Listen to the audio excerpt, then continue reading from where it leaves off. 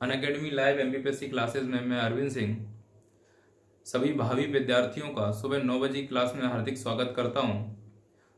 MPPSC 2020 जो mains की series चल रही है, इसमें हम लोग भारत का भूगोल पढ़ रहे थे और आज का हमारा टॉपिक है प्लेट टेक्टोनिक और हिमालय।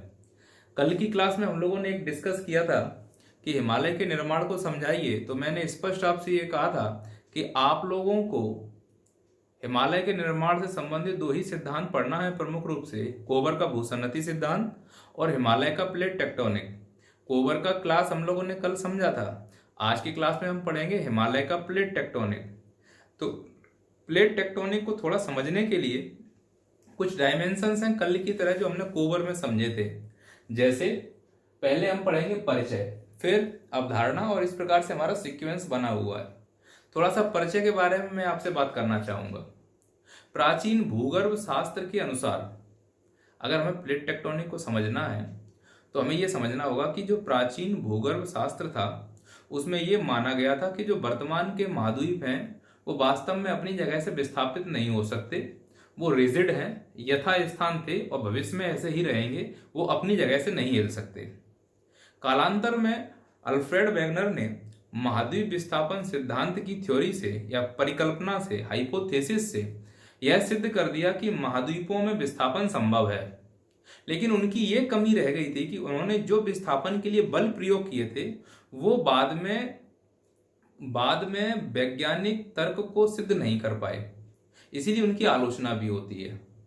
अब महाद्वीप विस्थापन में जो बल प्रयोग हुआ था उसके लिए हैरी हेस ने संवहनीय धारा का सिद्धांत दिया और इसी हैरी हेस के संवहनीय धारा के सिद्धांत से सागर का नितल प्रसरण सिद्धांत बना और इन तीनों को मिलाकर वर्तमान में प्लेट टेक्टोनिक सिद्धांत तैयार हुआ। वास्तव में प्लेट टेक्टोनिक सिद्धांत कालांतर के सभी सिद्धांतों का एक संश्लेषित आधार है, जिसमें वेगनर का महाद्वीपीय विस्थापन, संवहनीय धारा सिद्धांत और सागर नितल प्रसरण सिद्धांत तीनों का मसाला डला हुआ है। इसीलिए प्लेट टेक्टोनिक सिद्धांत का श्रेय किसी एक व्यक्ति को देना कदाचित भूगर्भ शास्त्र के लिए एक दुर्व्यवहार होगा जो हम नहीं कर सकते। कुछ विद्वानों का नाम हम एक साथ इसमें नाम लेते हैं, जैसे सबका अलग अलग काम था, जैसे मैकेंजी और पार्कर। इन्होंने प्लेट टेक्टोनिक शब्द को गढ़ा। प्लेट टेक्टोनिक मैं शब्द बोल रहा हूं, इनको इस कॉन्सेप्ट को दिमाग में लाए। प्लेट शब्द की उत्पत्ति किसके द्वारा की गई? तो प्लेट शब्द बनाया गया था टूजो विल्सन के द्वारा। प्लेट टेक्टोनिक सिद्धांत किसने गढ़ा आउटलाइन के रूप में? तो वो गढ़ा मॉर्गन ने। बल किसने दिया? तो हैरी हेस ने। इसलिए इन सभी विद्वानों को संयुक्त रूप से आंसर राइटिंग में लिखना है, किसी एक को श्रेय नहीं देना है। कई किताबों में लिखा है कि प्लेट टेक्टोनिक हैरी हेस मॉर्गन, तो मैं सर्वथा इसको गलत मानता हूं और इस प्रकार का दुष्प्रचार नहीं होना चाहिए। सभी लोगों का बराबर सम्मान मिलना चाहिए। चलिए, तो ये सामान्य परिचय हो गया किसका? प्लेट टेक्टोनिक सिद्धांत का। अब अवधारणाओं की बात करें। कई सारी अवधारणाएं हैं, पहले आप लोग लिख लो, फिर मैं क्रम से इसको समझा देता हूं। पहली अवधारणा यह थी कि स्थल मंडल दुर्बलता मंडल पर उत्प्लावित है, माने lithosphere is floating on asthenosphere. दूसरी अवधारणा लिखिए, महासागरीय क्रस्ट के विनाश पर महाद्वीपीय क्रस्ट का निर्माण हो रहा है। तीसरी अवधारणा लिखिए, महाद्वीपीय क्रस्ट का कभी भी विनाश नहीं होता। चौथी अवधारणा लिखिए, महासागरीय या अधिक घनत्व वाली प्लेट का क्षेत्रफल सामान्यतः कम घनत्व वाली प्लेट के नीचे होता है। अगली अवधारणा लिखिए, पृथ्वी का साइज या आकार नियत है, अर्थात जितना विनाश हो रहा है उतना ही निर्माण हो रहा है। ये कुछ अवधारणा है प्लेट टेक्टोनिक की जो आप लोगों ने नोट डाउन कर ली होंगी। अब मैं सीक्वेंस बाय सीक्वेंस इसका कॉन्सेप्ट आपको समझाऊं, जिससे आपके दिमाग में ये कुछ कॉन्सेप्ट बने हैं वो क्लियर हो जाए। पहला हमने क्लियर किया, पहला अवधारणा इनका क्या था? तो पहले अवधारणा में दो शब्द आते हैं, पहला आता है स्थल मंडल और दूसरा आता है दुर्बलता मंडल। माने स्थल मंडल दुर्बलता मंडल पर उत्प्लावित है, यह है लिथोस्फीयर और दुर्बलता मंडल को कहते हैं एस्थेनोस्फीयर। तो क्लास आगे बढ़ने से पहले तुम्हारे दिमाग में दो क्वेश्चन स्पष्ट हो रहे हैं कि सर पहले ये समझा दो कि स्थला मंडल और दुर्बलता मंडल क्या होता है। तो आप लोगों को कोबर की सिद्धांत वाली क्लास को याद करना पड़ेगा। हम लोगों ने पृथ्वी को 3 परतों में विभाजित किया था, जिसमें सियाल था, सीमा था और नीफे था। और मैंने स्पष्ट ये कह दिया था कि यहीं पर क्लियर कर लो इस बात को कि जब प्लेट टेक्टोनिक वाला थ्योरी पढ़ेंगे तो सियाल की जगह क्रस्ट हो जाएगा, सीमा की जगह मेंटल हो जाएगा और नीफे की जगह कोर हो जाएगा। तो वास्तव में प्लेट टेक्टोनिक में ये वाला पार्ट क्या कहलाया हमारा, तो बोलोगे सर क्रस्ट। तो ये वाला पार्ट क्या कहलाया, तो बोलोगे सर मेंटल। और ये वाला पार्ट क्या कहलाया, तो बोलोगे सर कोर। और उसी तरह से इसको अगर हम ऐसे काट देते हैं तरबूज की भांति, तो ये कुछ इस प्रकार से निकलकर सामने आएगा। अब मुझे एक बात बताओ, ये वाला कौन है, तो बोलोगे सर ये तो क्रस्ट है। तो नीचे वाला कौन है, तो बोलोगे सर ये तो मेंटल है। लास्ट वाला कौन है, तो बोलोगे सर ये कोर है। अब मैं अगर आपसे बोलूं कि भूकंप शास्त्र के आधार पर इस क्रस्ट को 2 बराबर भागों में बांटा गया, तो ये तो पूरा हमारा क्या है, तो आपने पढ़ा है कि ये सर इसे हम क्रस्ट कह रहे हैं। तो ये क्रस्ट 2 बराबर भागों में बांटा हुआ, तो जिस काल्पनिक रेखा को मैंने यहां खींचा इसे अशांतत्व कहा जाएगा। तो इस अशांतत्व के द्वारा क्रस्ट को 2 बराबर भागों में बांटा गया, एक कहलाया अपर क्रस्ट और एक कहलाया लोअर क्रस्ट। और जिस अशांतत्व ने इसे बांटा उसे कहते हैं कॉनोरॉड। तो अगर एक क्वेश्चन पूछा जाए कॉनोरॉड किसको विभाजित करता है, तो बोलोगे ऊपरी क्रस्ट को निचले क्रस्ट से विभाजित करता है। किस आधार पर, भूकंप शास्त्र के द्वारा घनत्व और रासायनिक संरचना के आधार पर इसका विभाजन होता है, जो हम पढ़ेंगे भूकंप शास्त्र में। अभी इसकी जरूरत नहीं है, हमें जरूरत पड़ रही है उतना ध्यान सुनो। अब जैसे ही आप लोग नीचे जाते तो हमको अब ये समझ में आ रहा है कि ये जो पॉइंट आपको दिख रहा है नीले रंग से, ये वाला, ये तो हमारा क्या है, तो बोलोगे तो मेंटल है। तो अब बताओ मेंटल को क्रस्ट से अलग होगा कि नहीं होगा, होगा। जिस अशांतत्व के द्वारा हो रहा है उसे कहते हैं मोह अशांतत्व, डिसकंटिन्यूटी, मोह डिसकंटिन्यूटी। इसी प्रकार से ये तो है पूरा मेंटल, तो मेंटल को मेंटल से कौन अलग करेगा, तो बोलोगे रैपिटी। मेंटल को मेंटल से, तो ये है अपर मेंटल और ये है लोअर मेंटल, तो मेंटल को मेंटल से अलग करेगा रैपिटी। इसी प्रकार से अब ये वाला पार्ट कौन है हमारा, तो बोलोगे सर ये तो कोर आ गया। तो कोर को मेंटल से कौन अलग करेगा, तो उत्तर है गुटेनबर्ग। उत्तर कौन है, गुटेनबर्ग। अब लास्ट हमारा रह गया है ये कोर को कोर से, तो इसे कहते हैं आउटर कोर, इसे कहते हैं इनर कोर। इसे अपर और लोअर नहीं बोलेंगे, आउटर कोर और इनर कोर। कौन अलग करता है, लेमैन। तो ये हमारे कॉन्सेप्ट हैं जो अभी हम लोग अप्लाई करने वाले हैं। तो इतना तो समझ में आया कि कॉनोरॉड किसको अलग कर रहा है, मोह किसको अलग कर रहा है। एक बार वीडियो को पॉज करके आप इसको समझ लें और याद कर लें, फिर हम आगे बढ़ते हैं। अब इसी क्रम में मैं क्या कर रहा हूं समझाने के लिए, हमें समझना क्या है, हमें तो समझना है स्थल मंडल क्या है। तो स्थल मंडल समझने के लिए क्या कॉन्सेप्ट अप्लाई करते हैं वो समझो। आप ही बताओ कि ये ऊपर वाला पार्ट क्या कहलाया था, तो आप बोलोगे सर यही तो हमारा क्रस्ट है। मैंने कहा ठीक है। तो नीचे वाला क्या कहलाया, तो बोलोगे सर ये तो अपना मेंटल है। तो मैं आपसे कह रहा हूं एक काम करो, यहां से क्रस्ट को यहां से पूरा खींच लो। आपने कहा सर खींच लिया हमने ये। तो मैंने पूछा आपसे क्या है, तो बोलोगे सर हम तो क्रस्ट लेके आए। अब ये मैंने कहा ये मेंटल दिख रहा है कि हाँ सर दिख रहा है, इसको अलग करो, यहां पे बनाओ। ये टुकड़ा किसका है, तो आप बोल रहे हो सर ये तो मेंटल का टुकड़ा है। तो मेंटल को मेंटल से कौन अलग करता है बताइए, तो बोलोगे मेंटल को मेंटल से रैपिटी अलग कर रहा है, अभी पढ़ के गए हम लोग। तो ये अपर वाला पार्ट क्या कहलाया, बोले सर अपर मेंटल। नीचे वाला तो बोलेंगे लोअर मेंटल। तो मैं ये कह रहा हूं एक काम करो, इस मेंटल में से अपर मेंटल निकाल लो वापस से। तो बोलेंगे ठीक है सर ये लो हमने निकाल लिया अपर मेंटल, अब क्या करना है। अब मैं ये कह रहा हूं इस अपर मेंटल का ये वाला हिस्सा बताओ क्या है। तो आप बोल रहे हो सर एक मिनट, ये है पूरा मेंटल, यहां से निकाला अपर मेंटल, तो ये है अपर मेंटल का ऊपरी हिस्सा। शब्द क्या यूज कर रहे हैं, अपर मेंटल का ऊपरी हिस्सा। तो इस अपर मेंटल के ऊपरी हिस्से को अलग निकाल दो। अब बताओ ये क्या रखा हुआ है, तो बोलोगे ऊपरी मेंटल का ऊपरी हिस्सा, इसको ऐड कर दो क्रस्ट में। ऊपरी मेंटल के ऊपरी हिस्से को कहां ऐड कर दो, क्रस्ट में। तो अब जो ये तैयार हुआ है इसमें क्या क्या तुमको दिख रहा है वो बताओ। तो पहला पूरा का पूरा क्रस्ट, दूसरा ऊपरी मेंटल का ऊपरी हिस्सा, इन दोनों को संयुक्त रूप से स्थल मंडल कहा जाता है। इन दोनों को संयुक्त रूप से स्थल मंडल कहा जाता है। अब तो मुझे खुद बताओ अगर समझदार हो कि इस मेंटल में इस वाले पार्ट में आप लोगों ने आके ऊपरी मेंटल का ऊपरी हिस्सा बना लिया, तो यहां से लेकर यहां तक का पार्ट स्थल मंडल कहलाया। तो शेष जो मेंटल रह गया यही तो तुम्हारा दुर्बलता मंडल है।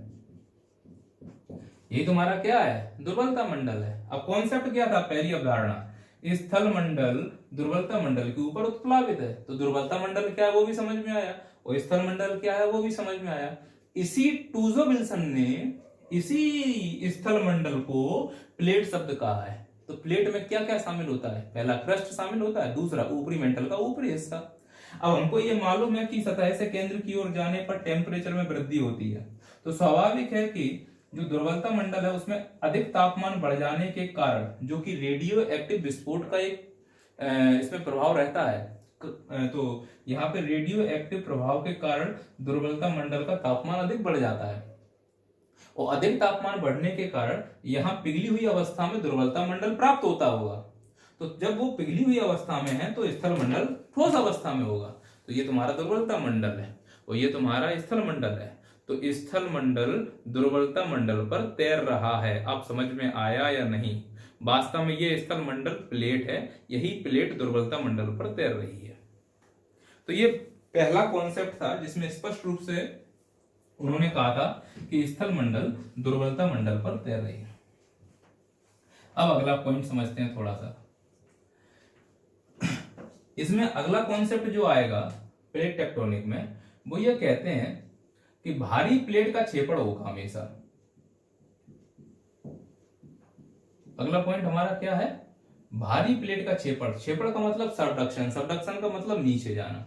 अब भारी प्लेट और हल्की प्लेट का क्या कॉन्सेप्ट है उसको भी एक बार समझें। प्लेट तो क्लियर हो गया, भारी और हल्की देखना है। तो मैंने क्या किया कि आपका ये जो इस प्रकार से पृथ्वी बना हुआ था, इसमें क्रस्ट और मेंटल को हम लोगों ने बहुत क्लियर समझा था, इसको थोड़ा डिजाइनदार बनाने की कोशिश करते हैं। ये क्रस्ट कुछ ऐसा है।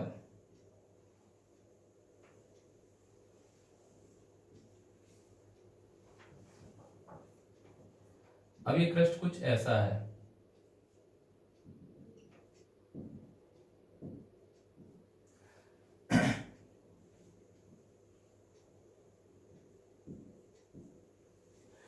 अब समझना, यहां तक ऊंचाई ज्यादा है और जैसे जैसे हम लोग इधर की ओर जाएंगे ऊंचाई यानी मोटाई में कमी आती जाती है। तो ये जो वास्तव में इतना जमीन का टुकड़ा ये हमको दिख रहा है, इसके ऊपर बने हुआ है महासागर, और ये वाला जो हिस्सा दिख रहा है ये है हमारा महाद्वीप। तो हमको एक बात समझ में आती है कि महाद्वीप की प्लेट की मोटाई महासागर के प्लेट की मोटाई से ज्यादा होती है। इसका कारण यह है कि सामान्यतः महाद्वीप की प्लेट ग्रेनाइट की बनी हुई होती है, जबकि महासागर की प्लेट बेसाल्ट की बनी हुई होती है। अब इन बेसाल्ट का कॉन्सेप्ट क्या होता है उसको भी एक बार आप समझिए। मैं आपसे ये बोलता हूं कि केंद्र से सतह से केंद्र की ओर जाने पर आपको सिलिका की मात्रा में कुछ परिवर्तन करने होंगे। अगर मैं आपसे बोलूं कि सतह से केंद्र की ओर जाने पर सिलिका की मात्रा में कमी आती है, तो इसके साथ कुछ प्रोग्रेस होंगे। कैसा? कि सिलिका समानुपाती होता है गलनांक के। इसका मतलब है सिलिका अगर ज्यादा होगा तो गलनांक भी ज्यादा होगा, देर में गलेगा। सिलिका समानुपाती होता है गाढ़ापन के, अर्थात सिलिका अगर ज्यादा होगा तो गाढ़ापन भी ज्यादा होगा। तीसरा, सिलिका व्युत्क्रमानुपाती होता है घनत्व के, अर्थात अगर सिलिका ज्यादा होगा तो घनत्व कम होगा। चौथा, सिलिका समानुपाती होता है ऊंचाई के यानी मोटाई के, यानी अगर सिलिका ज्यादा है तो मोटाई भी ज्यादा होगी। पांचवा, सिलिका समानुपाती व्युत्क्रमानुपाती होता है गहरे रंग के, यानी सिलिका का रंग अगर ज्यादा है रंग के, अगर सिलिका ज्यादा है तो गहरा रंग भी ज्यादा होगा। अब मुझे एक बात बताओ, मैं ये कह रहा हूं कि केंद्र से सतह की ओर जाएंगे तो सिलिका की मात्रा बढ़ेगी और ऊपर से नीचे आओगे तो कम होगी। तो यहाँ पर जितनी ज्यादा ऊंचाई हम तय करेंगे उतना ज्यादा सिलिका की मात्रा बढ़ेगा, उतना ज्यादा गाढ़ापन बढ़ेगा, उतना ज्यादा घनत्व कम होगा। तो जो प्लेट देखने में मोटी हो रही है वास्तव में इसका घनत्व कम होगा, और जो प्लेट देखने में पतली लग रही है वास्तव में इसका घनत्व ज्यादा होगा। क्योंकि बेसाल्ट में सिलिका की मात्रा कम है इसीलिए बेसाल्ट का रंग गहरा होगा, और ग्रेनाइट में सिलिका की मात्रा ज्यादा है इसलिए ग्रेनाइट का रंग हल्का होगा। ग्रेनाइट से भी हल्की होती है रायोलाइट, ट्रेचाइट, एंडेसाइट। ये चट्टानें जो हैं जो आंतरिक और बाह्य चट्टान का उदाहरण है, हम लोग चट्टानी क्लास में समझेंगे। मोटा मोटा ये समझ में आना चाहिए कि महासागर की प्लेट और महाद्वीप की प्लेट अगर मैं दोनों टकराऊं तो हमेशा महासागर की प्लेट भारी होने के कारण नीचे जाएगी, इतना कॉन्सेप्ट याद रखें आप। अगर महासागर और महाद्वीप दोनों टकराऊंगा तो महासागर की प्लेट हमेशा नीचे जाएगी, इतना ध्यान रखना है आपको। अगला उनका क्या कॉन्सेप्ट है? अगला उन्होंने अवधारणा ये समझाया था के महासागरीय प्लेटों के छेपड़ से यानी टूटने से महाद्वीपीय प्लेट का निर्माण हो रहा है। तो कैसे महाद्वीपीय प्लेट का निर्माण होगा उसको समझते हैं। कि मान लो ये महाद्वीप की प्लेट है और ये एक महासागर की प्लेट है, ये है महाद्वीप की प्लेट। अब ये प्लेट एक दूसरे की तरफ आ रही हैं, तो ऐसी कंडीशन में महाद्वीप की प्लेट तो चूंकि ग्रेनाइट की बनी हुई है, सिलिका की मात्रा ज्यादा है तो ये हल्की होगी, जबकि महासागर की प्लेट इस प्लेट के नीचे छेपित हो जाएगी और छेपित होने से इसका जो अग्रभाग है ये जमीन से टकराने से टूट जाएगा और नीचे जाने पर तापमान बढ़ने से पिघल जाएगा और इसका मलबा महाद्वीप की प्लेट के ऊपर ज्वालामुखी क्रिया के रूप में निकलेगा। तो इससे ये स्पष्ट होता है कि अगर महासागर का प्लेट टूटेगा तो महाद्वीप की प्लेट का निर्माण होता है। ये इस कॉन्सेप्ट के द्वारा बताया गया। अगला ये कहता है कि जितना प्लेट टूटेगा उतना प्लेट बनता है, इसलिए पूरा जो स्थल स्वरूप है वो नियत है। ऐसा नहीं है, बिल्कुल सही कह रहे हैं वो कि जितना टूट गया उतना बन गया और जितना बन गया उतना बिछ गया। तो यहाँ से अगर बिछता जा रहा है तो कहीं जाके टूटता जा रहा है, तो इसलिए पूरा जो स्थल स्वरूप है वो कैसा है, नियत है। तो ये कुछ अवधारणाएं थी प्लेट टेक्टोनिक के हिसाब से। अब हम कुछ शब्दावलियों के बारे में बात समझेंगे, उसको देख लेना आप एक बार। इसमें कुछ शब्दावलियां आएंगी, उनको देखते हैं। पहला एक्रेशनरी प्रिज्म, दूसरा वॉल्केनिक आर्क, तीसरा टेक्टोनिक आर्क, चौथा front arc trough, back arc trough, molasse, flysch, geosyncline, miogeosyncline. अगर आप इन शब्दों का प्रयोग हिमालय के निर्माण में करके आते हो तो संभवतः आपको नंबर दिए जाएंगे। तो ये शब्दावलियां क्या हैं, इनको अभी हम डिस्कस करने वाले हैं डिटेल में, हम आगे समझेंगे। अवस्थाएं क्या होंगी इन्हीं शब्दावलियों से निकला हुआ होगा, तो हम उनको एक बार पहले समझ लेते हैं, फिर हम आगे बढ़ते हैं। समझिए, अब प्लेट टेक्टोनिक से हिमालय का निर्माण कैसे हो रहा है उसको देखते हैं एक बार। ऐसा माना गया कि यह है यूरेशिया की प्लेट,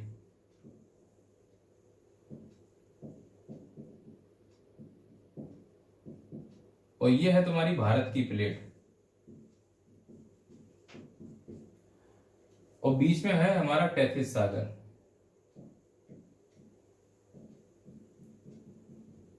इसको एंटी क्लॉकवाइज अगर हम लोग घुमाते हैं, ऐसे रोटेट करते हैं, तो यहां पर हमारा जो कॉन्सेप्ट बनेगा, ये कौन सी प्लेट हो जाएगी, तो आप बोलोगे सर ये तो यूरेशिया की प्लेट है। तो बीच में क्या हो जाएगा, तो बोलोगे टेथिस सागर। और ये कौन सी प्लेट हो जाएगी, तो बोलोगे सर ये तो भारतीय उपमहाद्वीप की प्लेट है। अब हुआ क्या, ये जो हमारा भारत का प्लेट है ये पहले आज से 225 मिलियन वर्ष पूर्व पहले मेडागास्कर के साथ संलग्न थी।